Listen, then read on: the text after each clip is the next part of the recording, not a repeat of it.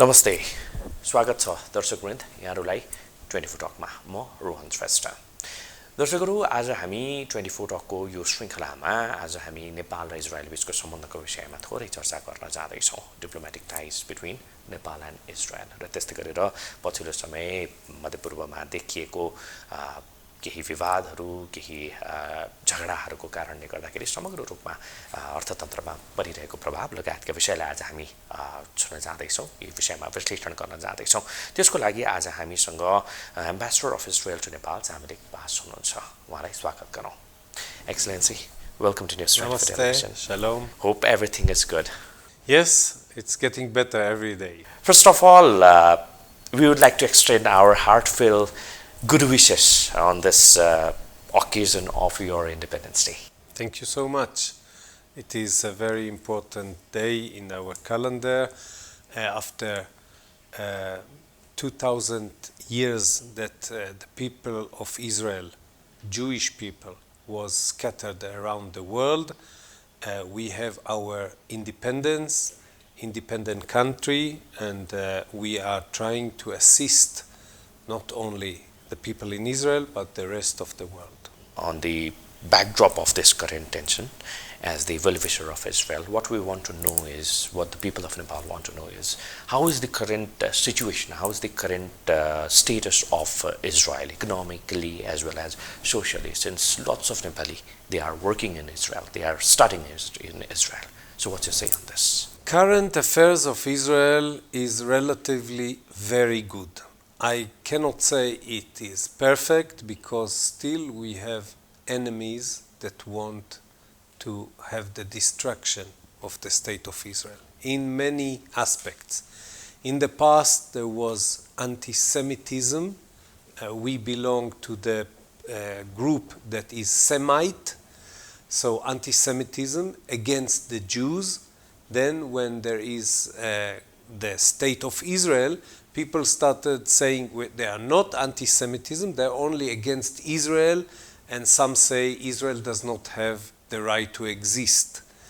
So we have that a lot in the world, not in Nepal. We don't find any resentment from Israel here, but Israel has some enemies and has to be strong economically, socially, but also militarily to defend itself.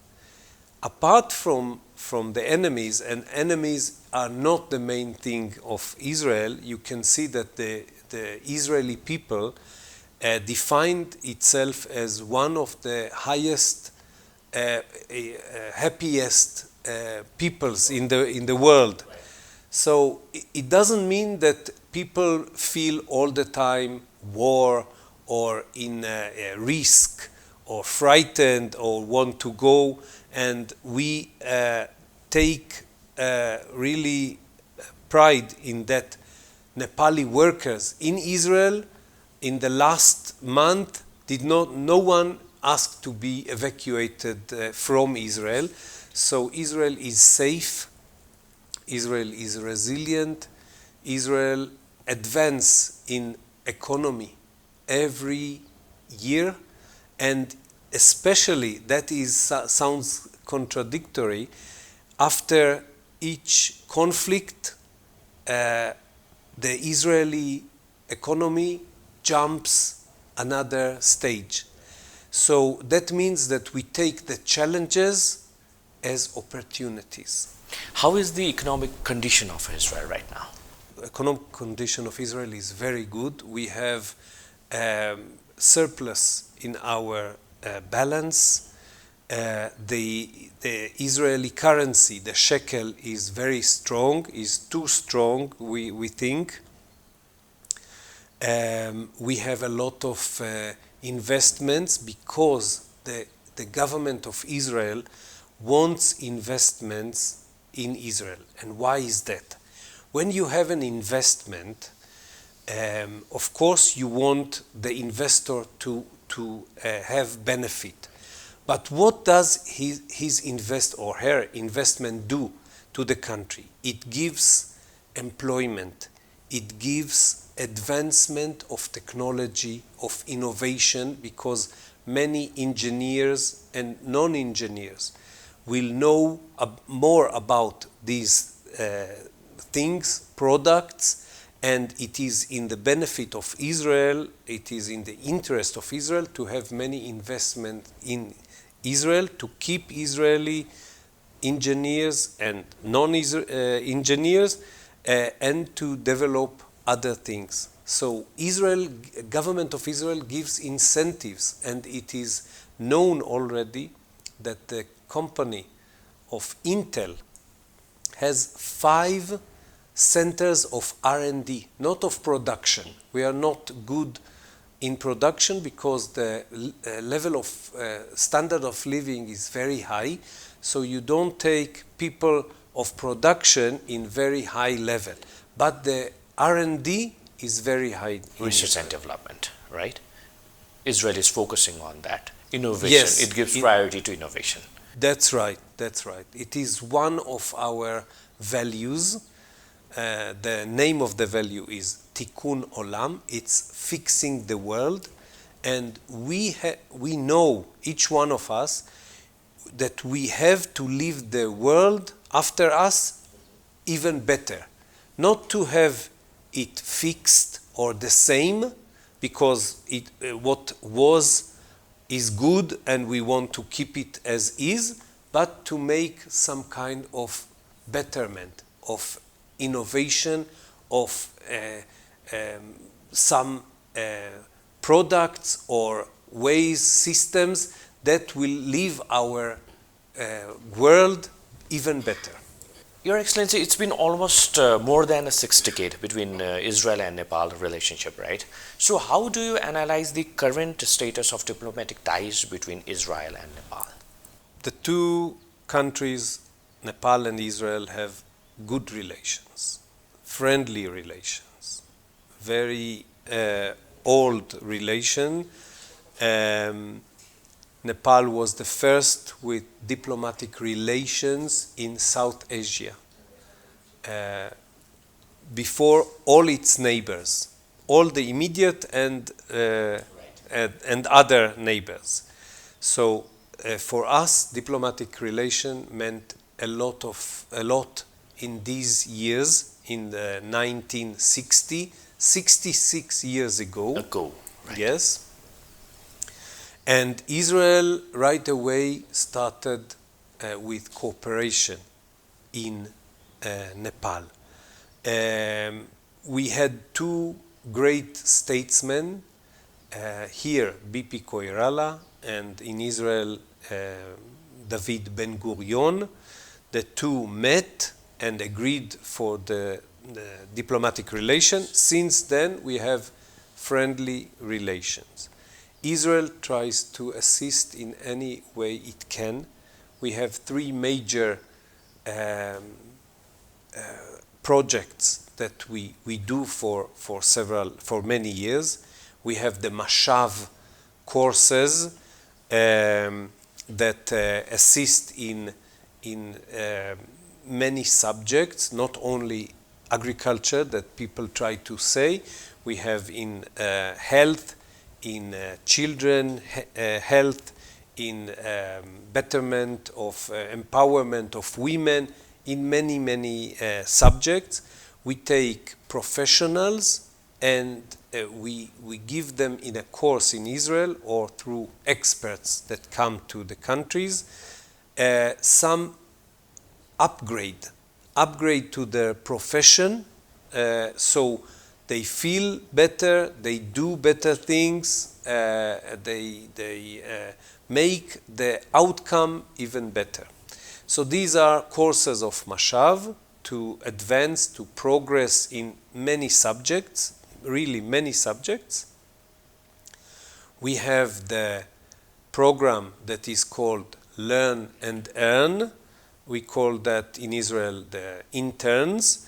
It is meant for third-year agriculture student in university or college to have hands-on practical work to be ready for the work. He can learn theory, but for agriculture, you really need to have hands-on. So Israel supplies the opportunity to have 11 months of study, 1 day theory, Israeli systems of agriculture, 5 days of working in the field, in kibbutz or moshav, agriculture communities, yes. After 11 months, they return to Nepal and start their business or consultation or others, whatever they like, equipped with a lot of tools from the Israeli agriculture technology. The third one is the opportunity to work in Israel. We had that a lot in the past. The government of Israel understood that manpower companies in Nepal and in Israel demand too much money from the workers.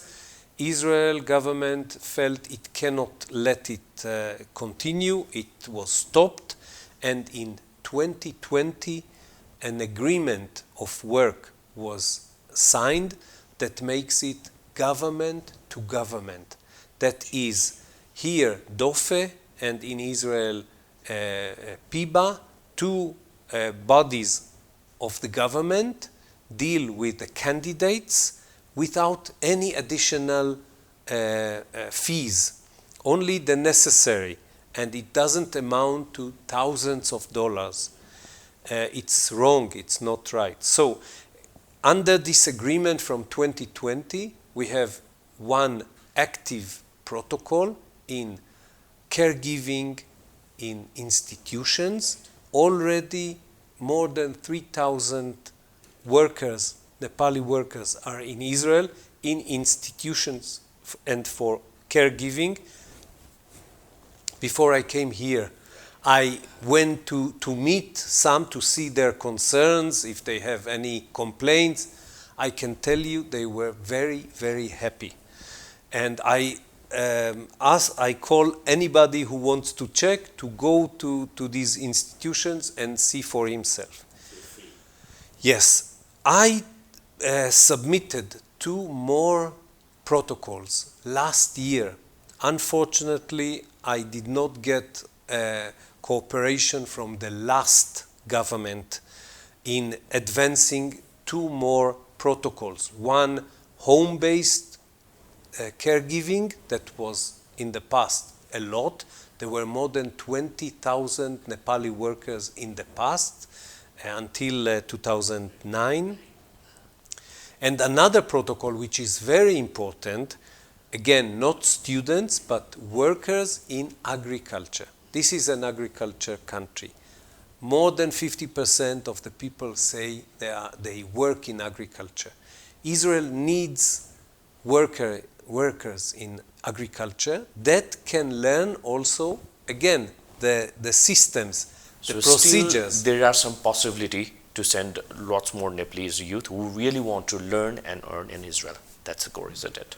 No, I would divide that to the learn and earn as students, third-year students in agriculture that will go to Israel only for 11 months, then return. And I can share with you that I visited last week, I think, yes, it was last week, the valley of Chitlang. I met 2 farmers, there that were between 2014 to 15 and 2016 to 17, 2 different farmers.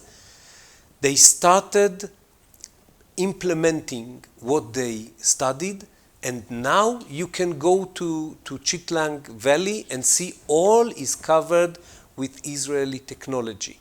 And I should make clear, Israel does not earn or benefit from the Israeli technology. It is now widespread in the world. There are factories of Israeli technology in Nepal. So the fact that I want more Israeli technology here doesn't mean that that money goes to Israel, but we are proud that the Israeli technology is assisting in advancement, in progress of the agriculture. Agriculture in Nepal as well, isn't it? So there is students, Yeah, and but there will be workers for caregiving 5 sector, years. right? Not only caregivers, workers in agriculture, not students. So we have the Mashav courses, we have the Learn and Earn, and we have the work opportunities. Now, one, protocol active, and two, there are still the interim government endorsed the two. The new government here is willing to finalize negotiations, so we will have many more Nepali workers in Israel for 5 years, up to 5 years, return and help build the economy of Nepal. Is Israel satisfied with the capacity, the working style of Nepali worker?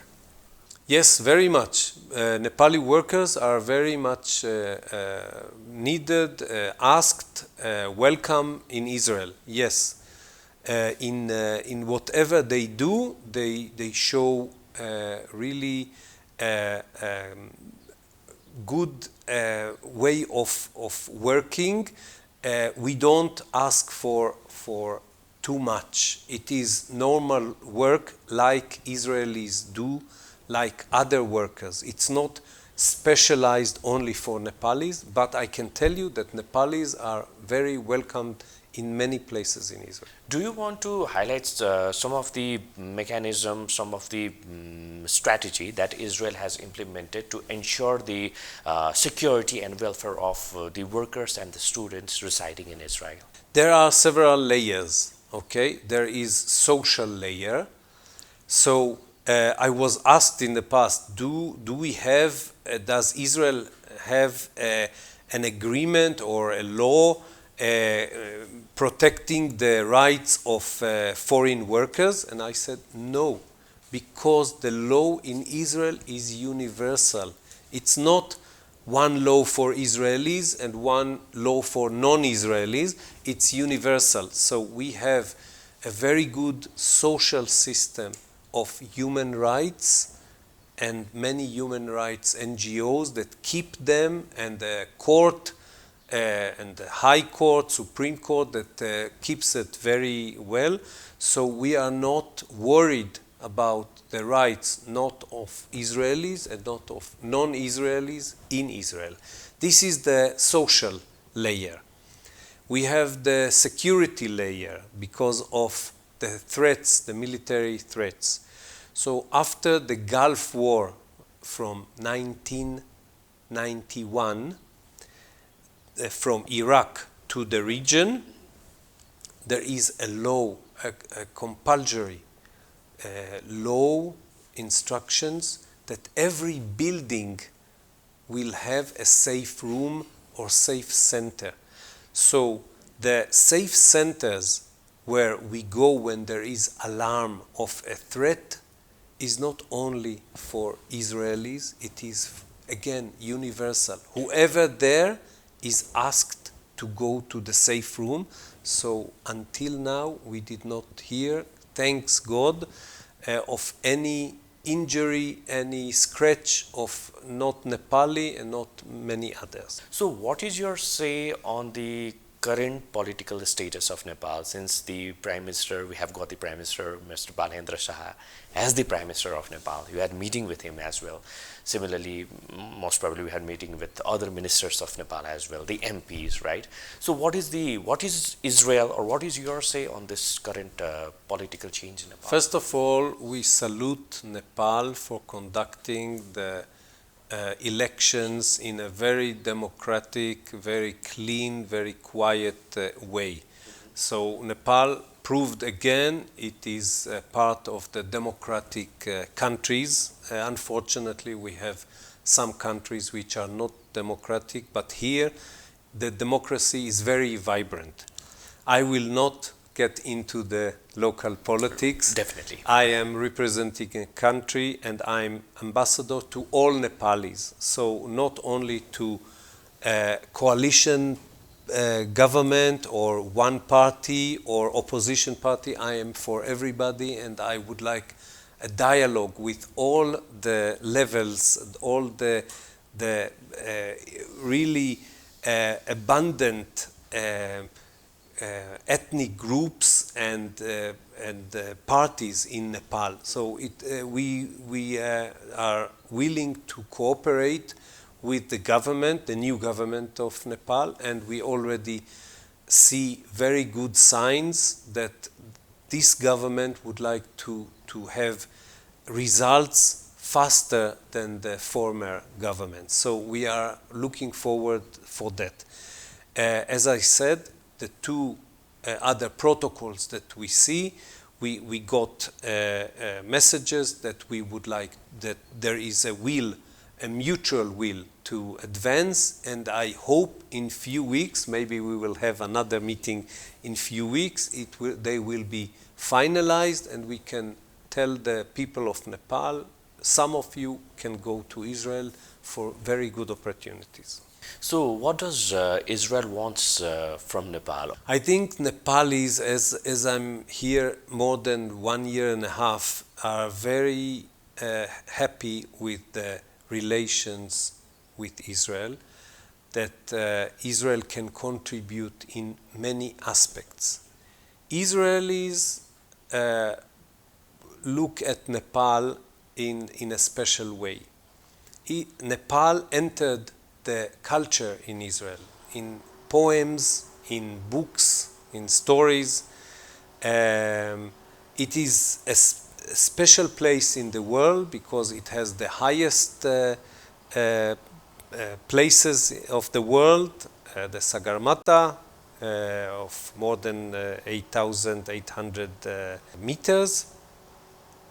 Israel has the lowest one. So we are connected in the contradiction, in the geography. But Israelis like to travel after their military service. They like to travel around the world. Nepal is a special place for them, for trekking. We had a record number last year, 2025, and I feel, that there will be another record in 2026 of many Israelis coming, relating to the people, to the scenery, enjoying themselves. So Nepal has a very special place. We would like government of Nepal to be more understanding in request from the government of Israel. But that is internal at the moment. Do you want to share some request that Israel made to government of Nepal? Lately, we just asked about more workers, Nepali workers, to go to Israel, and that is good for both. But I think Israel would like a better cooperation and understanding in multilateral arenas. But what is your say on this? Why some Palestinians, they don't believe in the existence of Israel, that you captured their land? They have got this kind of concept. I can tell a bit about the history. Please. Okay? The name Palestine came from the Romans, the Italian Romans, which controlled Israel, the land of Israel, until I think the 2nd, 3rd century. That was well before the Arabs' occupation of many parts of the world. The Arabs went out from the Arab Peninsula with Muhammad and conquered a lot of areas, forced the religion of Islam on many parts, reached even until Spain and Vienna and also Indonesia and others. So they were very successful. But that doesn't mean that they did not conquer the land of Israel. So the name was Palestine. And why was it Palestine? Because there were kingdoms of Israel in the past that some Palestinians deny, but archaeological and historian historic books tell the truth. There were kingdoms and people of Israel that rebelled against the Romans. And the Romans were tired of that and said, no more Jerusalem, name of Jerusalem, and changed it to Ilia Capitolina. You can check that, Ilia Capitolina. And also they changed the name of the land from land of Israel to Palestine, Syria, Palestina. So it included all the area of Lebanon, Syria, Jordan, and Israel. This was for them Palestine. Right. Then when the Muslims arrived, they heard the name of the place is Palestine. But in Arabic, there is no P. They cannot say Palestine. They say either Philistine or Palestina. They don't have a P. So they don't relate to the name even. So the Arabs were for a very short time. Then for a longer time was the Ottoman Empire that kept the name. And after the First World War, where Gorkha soldiers participated and were part of the General Allenby forces, of British forces, Britain, when they conquered the land of Israel, also remained the name Palestine. But the UN in 1947 decided to end the British mandate on the land and create two states, one Jewish, one Arab. The UN did not tell the peoples how to call the states. So the Jewish people called the state Israel, on the kingdoms of Israel, the name of Jacob, our ancestor. The Arabs did not want a state on a smaller place. They wanted all the territory, all, 100%. So Arab countries around Israel attacked Israel when Israel declared independence. We still survive. Right. Mm-hmm. So, while talking about this ongoing dispute between Israel and Iran, if we go through the research article or the news online in the online platform, it is written that will the Israel and Iran's war depend on the decision taken by United States? Is it true or false? I can tell you what has happened and a bit of background. Okay, why is Israel or the United States against Iran? Do we pick one country and we are against it, or is there a real reason? Iran is under revolution for the last 47 years. Iran is very rich, but it doesn't share the richness with the people. $1 is about 2 million riyal, Iranian riyal. This is not a good economy where you have a lot of oil and gas and other things. Iranian regime, extreme Shia regime, put a goal in front of it to destroy Israel and to destroy the USA. They claim Israel is the small Satan, the US is the big Satan, and they interrupt them, regime of Iran, to have Islam everywhere. So they say it, but we have, of course, in democracy, freedom of speech, but they are not only saying them, they are preparing for that. They built proxies. They built partners for this idea around Israel. The Hamas terror group, the Islamic Jihad terror group, the Hezbollah terror group, the Houthis, which are one part of three parts in Yemen that claim the ruling Yemen. The regime of Bashar Assad was their partner until it was swept out, and militias in Iraq are part of the Iranian bloc, of the Iranian proxies.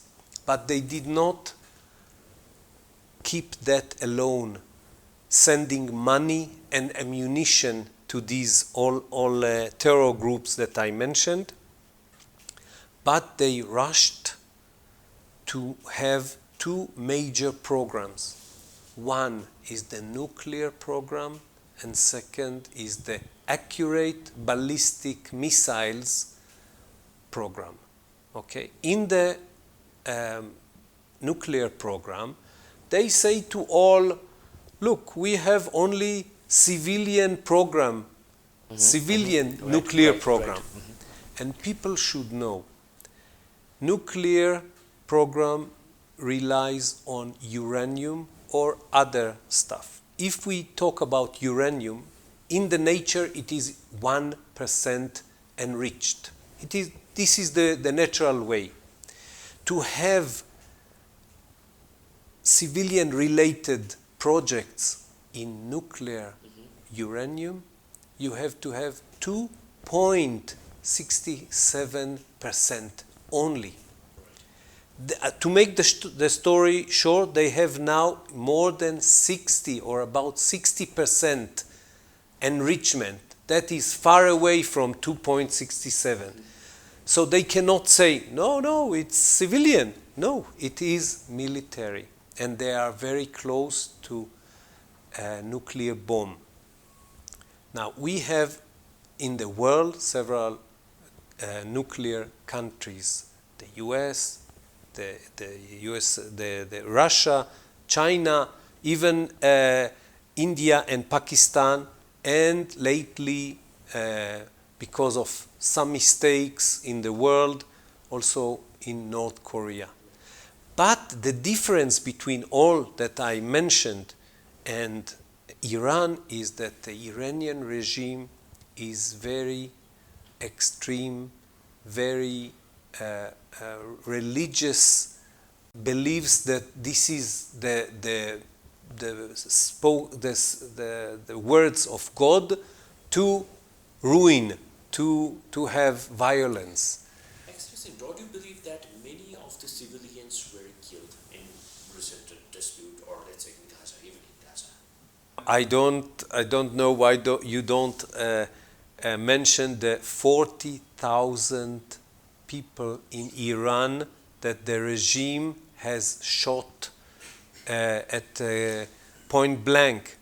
We say that a lot of the violence in the region comes from Iran.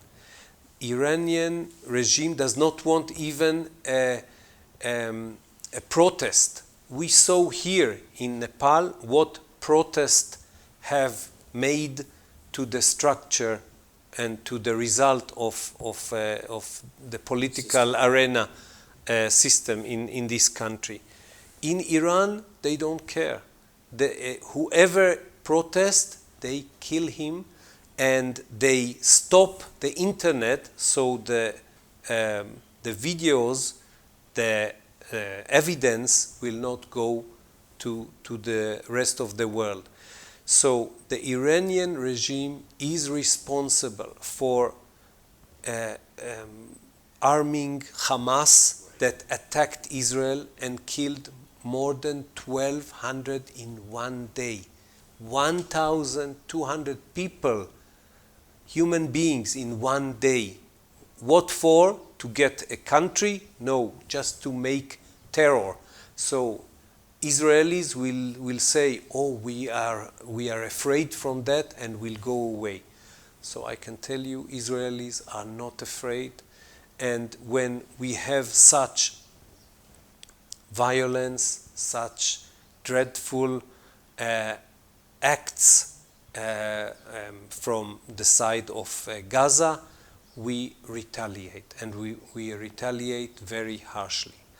After the attack, one day after the attack of Hamas that was financed and got ammunition from Iran, one day after that, the Hezbollah in the north of Israel, South Lebanon is the north of Israel, started shelling Israeli civilians with no provocative.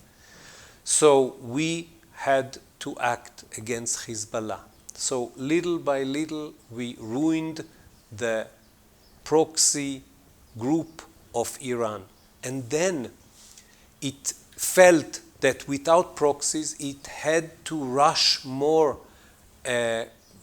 quickly to these two programs that I told you, the nuclear program and the ballistic program. Israel felt this is the last minute and had to act. Israel started an operation in 12th of June 2025, and luckily the US understood the grave situation and joined in the last day or 2 days, hitting the places where the nuclear bomb was manufactured, trying to manufacture. This time in February 28, the start of the new violence,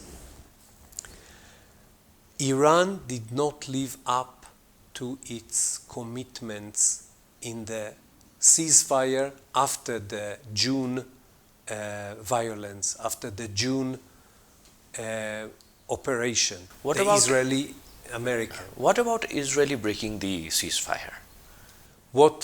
Give me evidence of that. Israel only retaliates. We have retaliation against the Hamas that sends his terrorists after the yellow line that is there in Gaza. The Hezbollah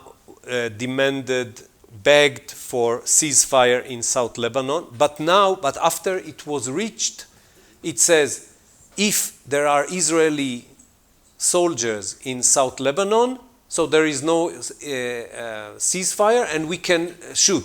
So if they shoot, they break the ceasefire. The Mediterranean tension has pushed the global economy towards crisis that we have to believe. Even the country like Nepal is facing the harsh situation due to this economic crisis. What should be done? I would like to try to compare to other times of the history. We had the First World War in 1914. Right. What was the extent of damage after the end of this war? And think about the possibility of a country or a group trying to finish this world war earlier, much earlier. What a difference in casualties, what a difference in economy problem. What about the Second World War? If countries would have stopped Hitler on time, we did not have so many, about 80 million people dead. 80 million people dead, and the economy was devastated. So what Israel say is, we don't want war. But if we let the Iranians complete their programs with the proxies, with the nuclear program, with the ballistic program, with 10,000 missiles in a range that now reach 4,000, and Israel, mind you, is only 1,500, 1,500. They have already a range of missiles for 4,000, and they aim for 10,000, the eastern coast of the US. So somebody has to stop them because they build it not for decoration. So Israel is trying to survive by stopping the Iranian Ayatollah extremist regime trials to So destroy. this war is not going to come to an end. Never. No, we hope that the good people of Iran, some 82 or 92 million people, that there is a lot of evidence that they do not like the regime. Why do I call it regime? It's not democratic because they have a committee that selects who can run. Think about Nepal, if there was a committee of Buddhist or Hindu that say, this person is not Hindu enough or is not Buddhist enough and cannot go to election. This is what happens in Iran. The Iranian people does not like the regime. But after losing 40,000 in 2 months, in January, February 2026, now, they are very reluctant. Israel and the US would like these people to try with their own power to change the regime.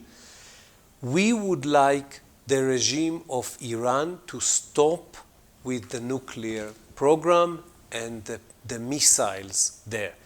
If this is not ended, we are bound for more. But not because of Israel. Israel did not disrupt the way of the ships, the way of the oil. This is only one part that say, if we don't win, we will we will have the destruction of the world. And I think the US is taking a very responsible activity, and we hope others will turn against the regime of Iran. Well, thank you very much, Your Excellency, for your time and for your valuable opinion. Thank you very much. So much. Thank you very much. दर्शकहरू, आज हामीसँग हुनुहुन्थ्यो इजरायलका राजदूत, नेपालका लागि Israeli राजदूत सामरिक पास। उहाँसँग हामीले नेपाल इजरायल सम्बन्ध र त्यस्तै गरेर पछिल्लो समय देखिएको मेडिटेरियन क्षेत्रमा देखिएको यो डिस्प्युटको विषयमा थोरै चर्चा गरेका थियौँ। यहाँलाई पनि धेरै धेरै धन्यवाद हामीलाई साथ दिनुभएकोमा। हेर्दै रहनुहोला न्युज 24 टेलिभिजन। नमस्कार।